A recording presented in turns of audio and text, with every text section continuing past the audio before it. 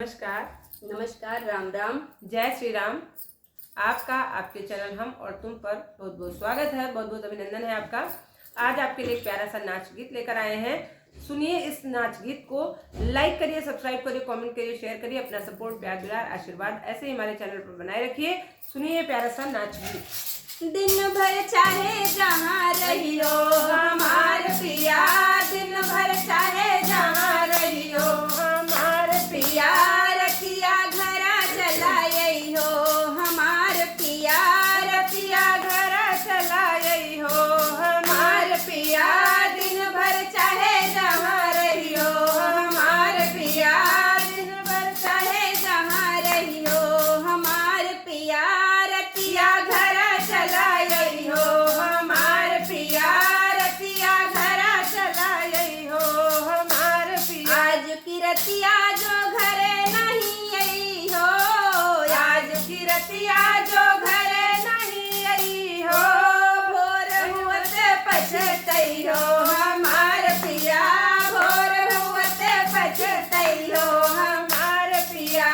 आज की रतिया जो घरे नहीं आई हो, आज की रतिया जो घरे नहीं आई हो, भोर हुवते पछतई हो हमार पिया, भोर हुवते पछतई हो हमार पिया, रतिया घरा चलाई हो हमार पिया, रतिया घरा चलाई हो हमार पिया। याद जो आई है हमारी प्रीतिया, याद जो आई है पिया हमारी प्रीतिया, छुप छुप नीर बहाई हो हमार पिया, छुप छुप नीर बहाई हो हमार पिया, दिन भर चाहे जहाँ रही हो हमार पिया, दिन भर चाहे जहाँ रही हो हमार पिया, रतिया घरा चलाई हो हमार पिया, रतिया घरा चलाई हो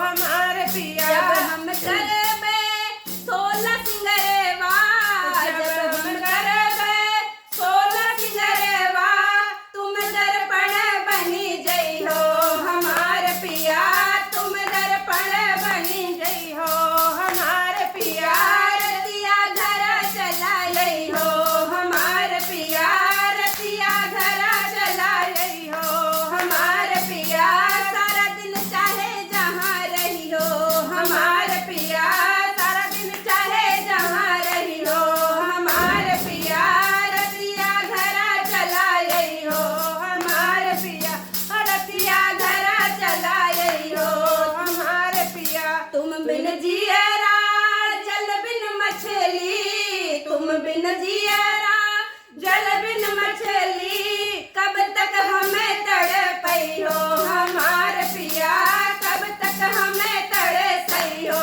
हमार पिया, रतिया घरा चलाई हो हमार पिया, रतिया घरा चलाई हो हमार पिया, दिन भर चाहे जहाँ रही हो हमार पिया, रतिया चाहे जहाँ रही हो हमार पिया, रतिया घरा चलाई हो हमार पिया, रतिया घरा चलाई हो हमार। जाय के विदेशवा तुम बसी नहीं पई हो, जाय के विदेशवा तुम बसी नहीं पई हो, हमका भूल न पई हो हमार पिया, हमका भूल न पई हो हमार पिया, रतिया घरा चलाई हो हमार पिया, रतिया घरा चलाई हो हमार पिया, दिन भर चाहे जहाँ रही हो हमार पिया, सारा दिन चाहे जहाँ रही हो हमार पिया। जाय के विदेशवा